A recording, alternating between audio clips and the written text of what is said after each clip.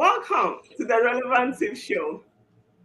Thanks for joining us on today's live. I am so happy to be with you again. Today, about the master's degree employers want.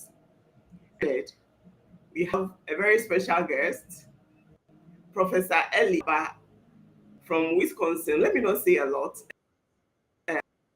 Um, I'll give him the chance to introduce himself. You are welcome to the Relevant Tip. Thank you. I'm privileged to be here. Great. I'm excited, and it's really a privilege. And before we dive in, kindly give us a little about yourself. I'm sure the audience would want to know you more. So please give us a little about yourself. Yeah, I am a professor of operations management at the University of Wisconsin Stout. I am happily married with two children, and I love doing exercise. I like, I love running, walking for at least 30 minutes every day.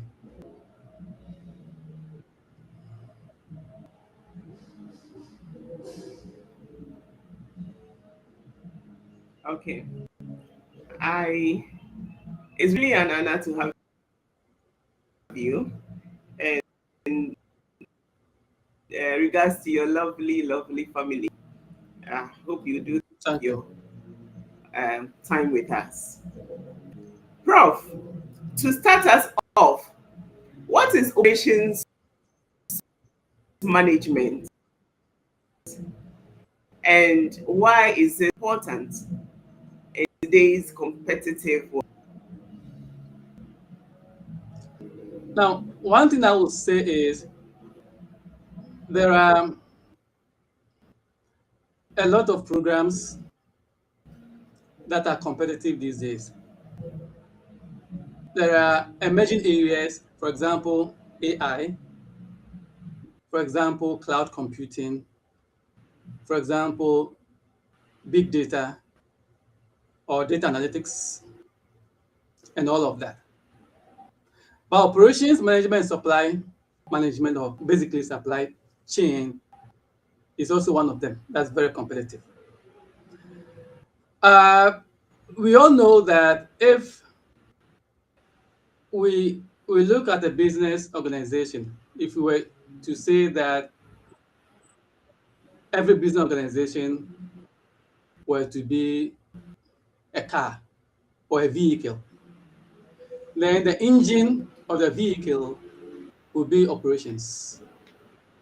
And you know that the core of any vehicle or car is the engine. And therefore, operations management is the core, is the engine of Yeah. every organization. So if you look at input, process, output, let's forget about customer, let's forget about supplier. Then the operations management is all about the processes and the systems. You know, the processes, the activities, and all of that will come together to form the systems. The processes and the systems and all the activities that will transform the inputs into the output. The management of the processes and the systems is the operations management. So when we say operations management, we are saying that how do you manage the processes and the systems that transform or convert or transform your inputs into output? Uh, there are a couple of reasons why operations management is very important. One of them is every organization is affected by operations. So if you look at organization, there are three basic line functions. You have the finance, you have the operations, and you have the marketing, or sometimes marketing and sales. Basically, every organization exists to make a product or create a service, then you sell. So make, sell, make, sell. An operation is going to be part of making the product or creating the service. So it's very important that that aspect of of a company is understood by students. There is, are you there? I think, I think I lost, I think I lost you. Are you there?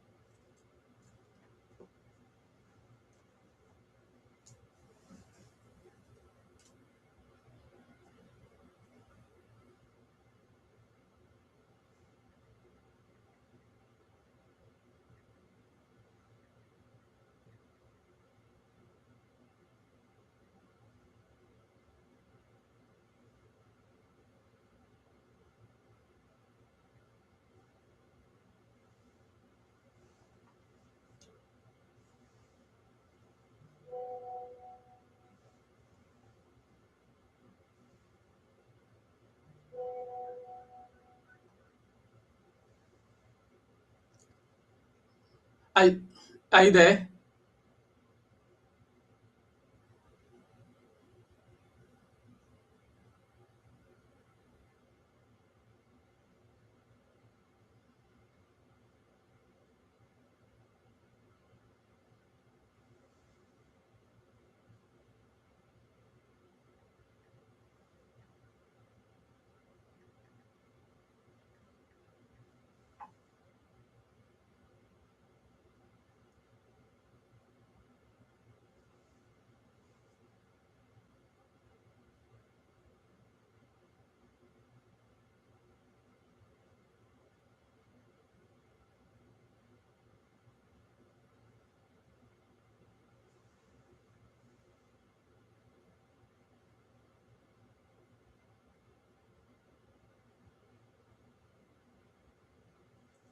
Right.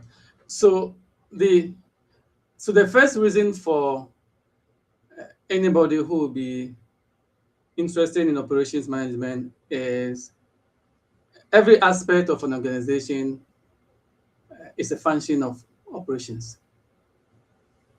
So operation management affects, or business organization is affected by operations uh, management. So it's important for students to understand how organizations operate.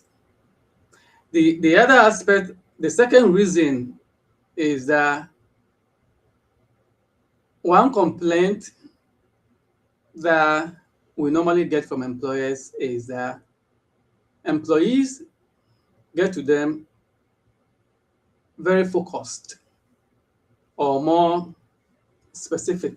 They have more specific requirements to the job they want to they are hired, or they've been hired for, which means that they lack the general knowledge of operations management or how business operates. So it's important that we give them that a skill set, so they have adequate skill set before being hired by these organizations. Then there's another aspect, the third aspect of it, which is also very important, is the skills that you acquire after you have graduated from this program. Now you are going to get the people skills, which basically we are talking about soft skills, and also the knowledge skills. Basically, I'm talking about the technical skills or the hard skills. So the people skills will be how to negotiate, negotiation skills, political awareness skills, teamwork skills. Then the technical skills will include forecasting. How do you forecast? You have a product. You want to forecast the demand for the product. How do you know the demand for the product? So you have to learn forecasting. You have to know all the methods or the approaches to forecasting. Then inventory management, for example. How do you know the critical inventory you must have? How do you schedule? For example, scheduling is another one also. How do you manage lines? If you have an organization, you have people in lines. How do you come up with a model that will help you to reduce lines? Nobody wants to wait. I don't want to go to hospital and wait for more than 15 minutes for a doctor or to wait on a document. No. So how do you make sure that you come up with a model that will reduce that waiting, that kind of waiting? And of course, simulation. How do you use simulation to optimize your organization or business metrics? If you have profit, for example, how do you optimize it? So you are going to get all these skills that will help you to improve upon your bottom line. So these are the reasons why operations management is very important. Now, the program I have here, operations and supply management, is a 2-year program. So basically, after 3 semesters, 4 semesters, you should be done. Now, there are some requirements that you must have or must possess. So, for example, you must have a GPA of at least 2.75. That's a GPA you must have. Now, is it possible that you can be admitted into the program with a GPA of 2.5? Oh, yes. 2.45. Oh, yes. So GPA of at least 2.75 is the first one. Now, your program of study is very important. So the program itself is operations and supply management, basically supply chain. So if you did at your undergraduate level, you did a program that was, let's say, logistics, or let's say commerce, or let's say business administration. Those programs are close to operations and supply management. So you're fine. I'm not going to give you any foundational courses to take. You have the foundational knowledge, so you're fine. But if you hold, let's say, bachelor's degree in mechanical engineering, for example, or aviation science or something like that, then it's possible that you may not have taken some of the operations and supply chain classes or courses. So I may give you some foundational courses, at least from 1 to 3 courses. That will build your foundation. That will give you the foundational knowledge, so that you have the knowledge that that is required to be successful in the program. So the first one is the GPA. The other one is you are going to write a statement of purpose. And statement of purpose is just basically you give me a 2-page statement that will detail your academic history, your employment history, your future goals or career goals. So you have all of that in that statement. So that's the other one requirement. The third requirement is you are going to add your CV or resume. If you have CV, fine. If you have resume, fine. So you attach that. So 3 things: GPA of at least 2.75, statement of purpose, I call SOP, then your CV or resume. Now, if you are from, let's say, Ghana, for example, or you are from Nigeria, or a country that your medium of instruction is English, then you are fine. You don't need to meet any English requirement. But if you are from Togo or Cameroon, then of course you have English requirement to meet. So you have English requirement that you have to meet. So that's another aspect of it. Now, one popular thing that I hear from my applicants is scholarship. A lot of students will email me and say, hey, can you waive the application fee for me? Oh, yeah. I'll receive an email like that. Now, if you have a GPA of at least 3.2 on a 4.0 scale, at least 3 even if it's over 5.0 is on 5.0 scale, we can convert it. If it's in 100%, we can convert it. So if you have at least 3.2, that is 3.2 or higher, 3.2 and above, then that's fine. Our international office here has a scholarship for those applicants that have at least 3.2 GPA, and it's $6,000 every year. So if you start in the fall, you have 3,000, and winter term, that is the Christmas break, you don't have anything. Fall means that you start in August, September, they're about here. So you have the 3,000. If you have winter term class, maybe winter term is the over Christmas, like I'm teaching winter term classes now. So over Christmas, if you are taking classes over the break, you don't have that scholarship. Then the spring semester that begins somewhere in January to May, then you have the other 3,000. Then that's it for that year. So summer, you don't have scholarship for summer. So summer classes, you can take summer classes. If you don't want to take, you travel, that's fine. And the next fall, then the renewal of the scholarship depends on your performance and other international office goals that they have for you.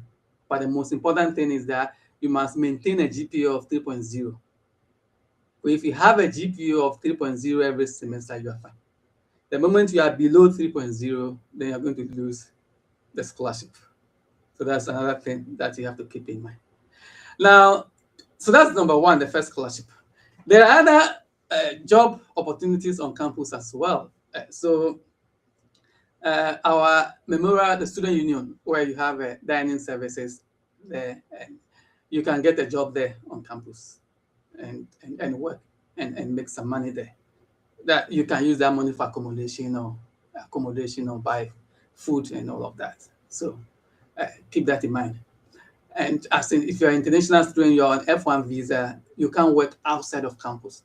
So you're only going to work legally on campus. So there are jobs on campus that you should be able to be gainfully employed in that regard. Now, there's another kind of scholarship that we call assistantship. Assistantship pays about 95% of your tuition. It's not full scholarship, like 95% of your tuition, your tuition fees that you pay, for about 95%.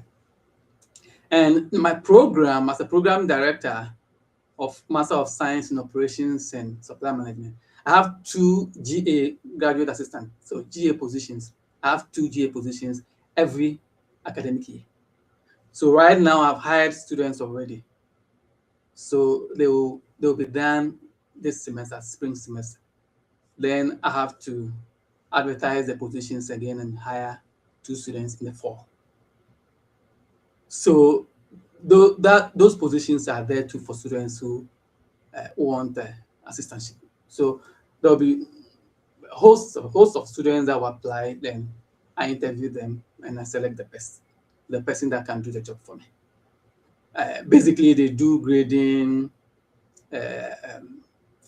post on the program website, help me go have industry tours for my students, and also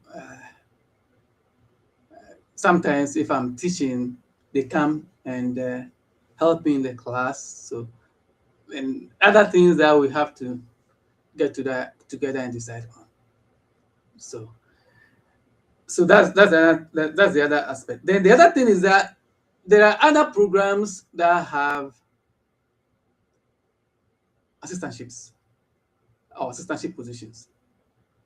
So there are times that other program directors will send an email and say, hey, Ellie, we are looking for a GA. Do you have any student that we can employ? And I send it to my students.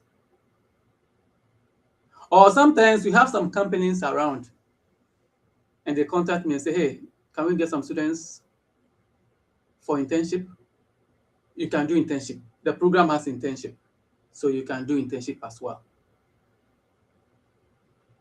So that is, and right now, I have a company about 30 miles away from here, and the CEO of the company has called me about a couple of weeks ago. And he says, hey, I'm looking for a GA. I'm looking for an intern, somebody who will do internship. I said, what's the problem? I have productivity issues, efficiency issues, and all of that. And I want a student that will help me to improve upon productivity, to improve upon efficiency. That's all cool. So I have a couple of students that will they'll be doing their capstone projects with me this semester. So I'll see what I can do to get him one student that will work on his project. So I get a lot of all of that. Now, The other thing I hear from students about the program is job opportunities. Now, when I speak with students, especially international students, and I ask them, why are you here? The number one reason I hear from them is job, job, job. And most of them, that's why they are here. Complete their education and get a job.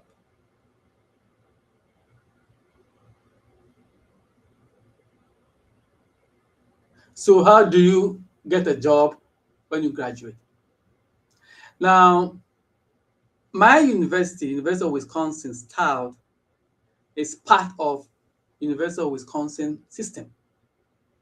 So we have Madison, University of Wisconsin, Madison. We have University of Wisconsin, Milwaukee, University of Wisconsin, Eau Claire, Stevens Point. We have about 13 sister campuses. And our university, University of Wisconsin, is the only polytechnic among the, the 13 or the other 12 uh, campuses or universities. We are the only polytechnic. When I say polytechnic, I mean that we do more applied learning than the others. Students work on real world projects. That's the polytechnic I'm talking about. So every class you take here, you are going to work on real world projects. Projects that are you finish, and when you go out there, there are projects that you are going to work on. You're also going to do, for some of the programs, you do internship. That's another pipeline to the companies. So my program, for example, every semester we go on plant tour or industry tour. So we have a couple of companies around here. We have Walmart, for example, distribution center here. And we have others that we go on a tour. So students go there, tour the plant. And some of them may end up doing internship there. And that's another real world experience you are going to get. Then we also have career fairs. Every semester, I have a career fair. So students who go there, a lot of employers will come. Students interact with them, and sometimes they are hired. They get a job with them. So, okay, good. Mata is now around. Mata, welcome back. Can you hear me? Prof, yeah, Yes. you're doing a good job. This internet.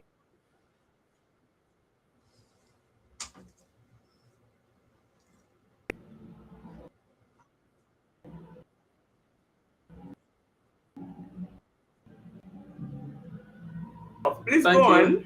on. I think you touched on most of the questions I'd wanted to touch on. Please go on. I think you were talking about and some other stuff. Yeah.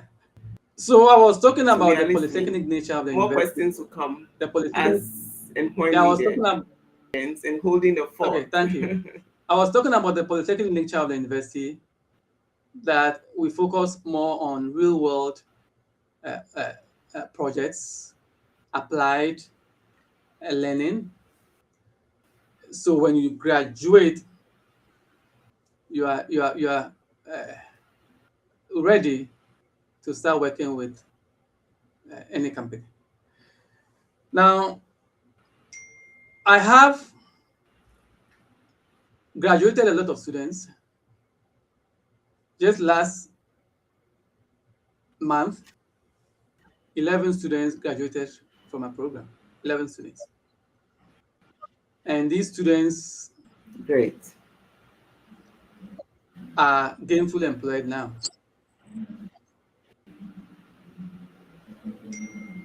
We have I have one student from Sudan.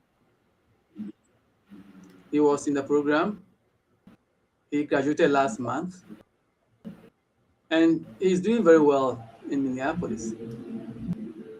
I have another student from Great. Iraq. He's doing very well also. He graduated last semester. And I also have a domestic student from here. Great. She was my student from US here. And she's now a dean Okay. in one of the Students with universities. okay. Yeah.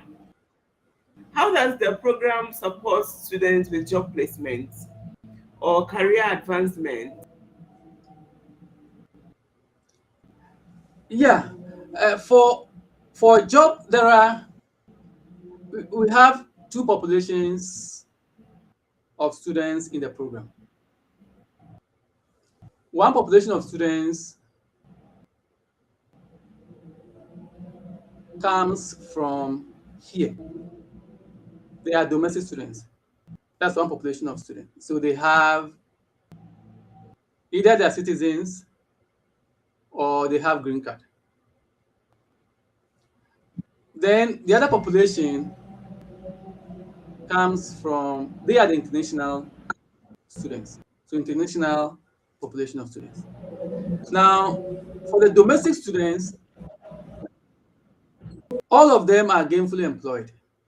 They are working already. So because they are workplace bound, maybe somebody is in Boston, somebody is in Indianapolis, somebody is in Kansas. They are working. They can't come here, so they complete the program online. You can be in Accra, for example, and complete the program online completely. You don't have to come here. If it's time to attend commencement, you can come here for commencement. That's okay. Then the other population of students, they are the international students, so they come here and they are on campus.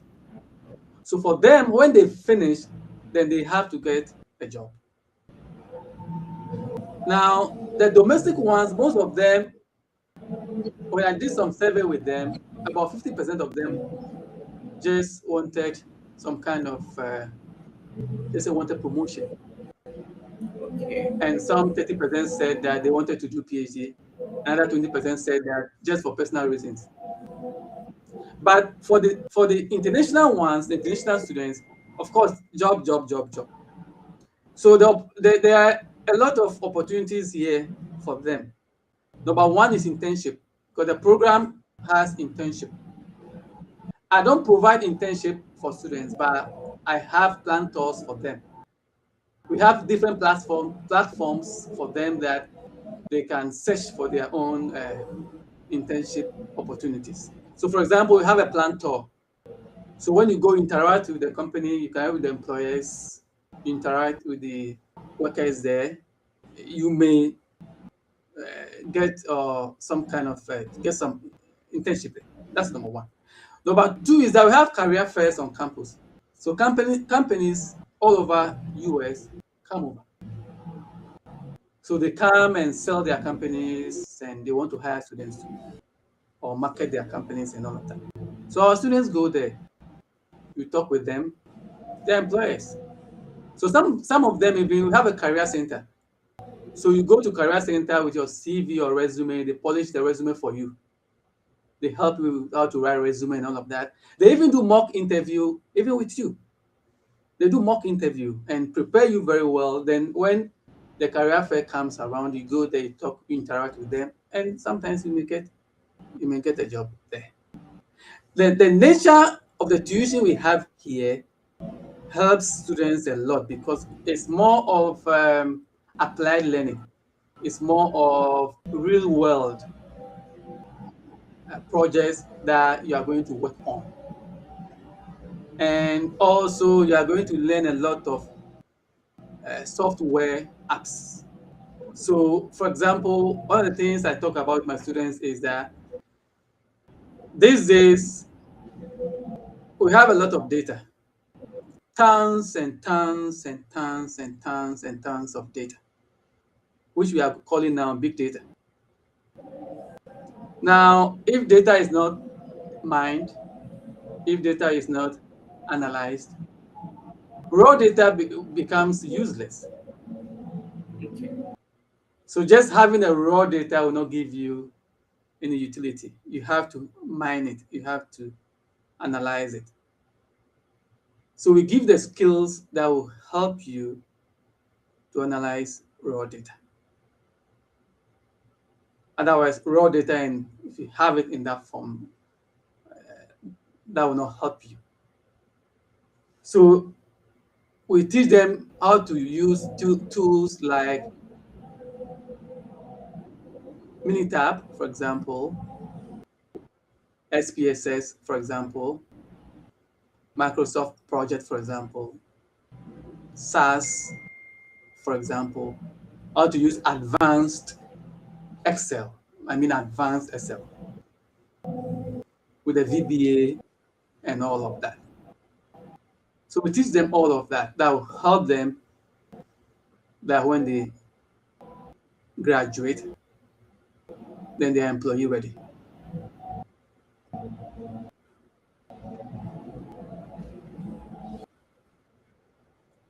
Are you, are you there? Yes. Yes. Beautiful. So, Prof, I think we'll be winding up. But if deciding between OSM and another master's program, what should make them choose OSM? I hope you got that. Yeah. When I began, I said, and I mean, I still maintain that there are a lot of programs out there. There are a lot of programs out there. Now, anytime you decide to look for a program of study, you ask yourself a couple of questions. What is the demand profile of that program? Is that program going to grow? I mean, the professionals, when you graduate and you're a professional, you have a degree in that program. Is it going to grow? What's the trend? You don't want to graduate from a program, or you don't want to complete a program and finish and you don't have a job. Or the trend is the growth of the program is declining. You don't want that. You want positive correlation there. You want to Okay. graduate and you want the program to be growing. So what's the correlation there? You want that to be positive. Now, the other thing to ask yourself is, do you have the passion for the program? Is the passion there? If you don't have the passion and you begin a program, it's not going to help you, because that motivation, something must motivate you intrinsically. Usually, motivation is by if you have intrinsic motivation, that's always the best. Push you. So you want that Yeah. inward motivation. So that passion is very important. So you look at the demand profile, you make sure that you have the passion for the program, and that's very, very important. Then, of course, you decide if you want to do that program or not. So those are the important things that I ask students. You have to love it. I believe that whatever job you love, you should be able to get the best out of it. I believe that. And one thing I like here is that you could have a degree in drama, for example, from University of Ghana or from any other program, and you come here, you can become a medical doctor, you can become a pharmacist, you can become engineer. So you can switch from one program to the other. It's very easy here. The only thing is that you may be given some what we call competency prerequisites. Maybe one or two classes that will give you the foundation, the foundational knowledge, and that's it. Right now, I've admitted a dentist. This student was a dentist in India, and she is starting the program this semester. She was a dentist in India, and is starting the program. A dentist doing masters in operations and supply management. Wow. I've admitted a medical doctor, pharmacists, engineers, Yes. a lot of them engineers. Because the good thing is that even if you want to become a CEO of a company, you need operations knowledge. You need supply chain or supply management knowledge. You need to know your processes. You need to know your systems. Because it's the systems that will get you what you want. So if you don't take care of your systems, you're not going to get the output you want. You can do all you want to do, you're not going to get it. That is why we always say in operations that if you have the best CEO of a company and your systems are not good, you're not going to move forward. You're not going to get what you want. But if you have the best systems, best practice compliance systems, processes, activities, and you even have average CEO, you'll be fine. Because the systems are working. You want the systems to work. You want to have the best standard practices. If you don't have that, so the point is that the program is going to give you all of that. The program is going to give you all of that.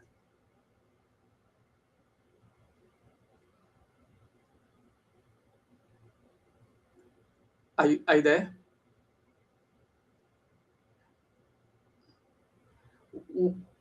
One other thing I may touch on is at the end of the when you are done with the program, we have what we call culminating experience. It's more like a capstone. So you look for a project that you work on, and most of our students use real world projects. So they work with companies and they use workplace projects. So a student is working with a company and they have productivity issues, for example, or scrap rate is very high, say 40% or 35%, or they have efficiency issues, things like that. So they work on that. So that would be their project they work on. Now, some international students may not have that kind of projects to work on, but they may have worked on similar projects back home or when they were doing internship here. And you can use that too. You can use that too. All we try to do is that we want a project to mimic real world project so that you can get a lot out of it. So you see how real projects are worked on.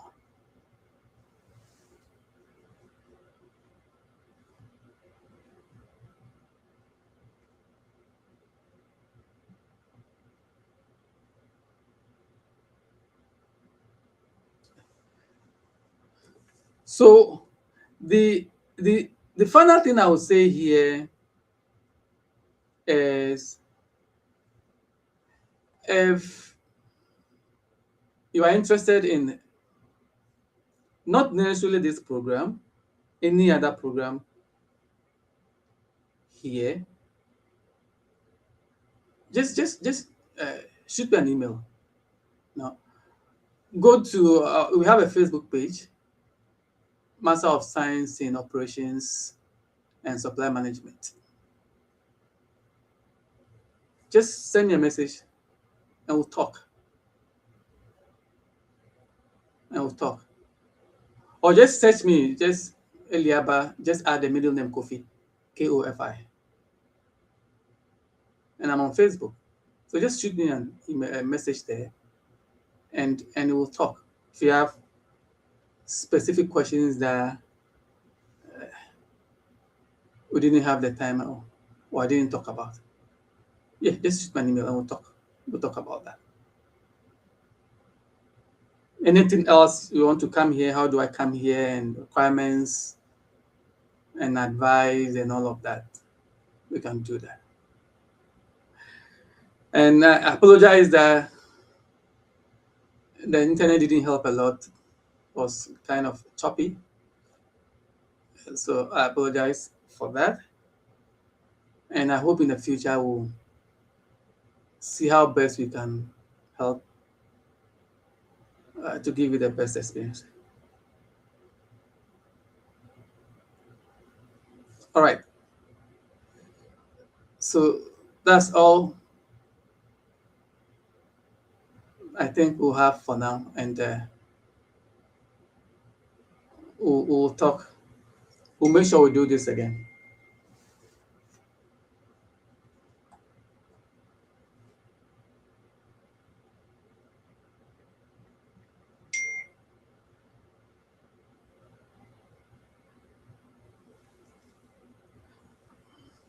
All right.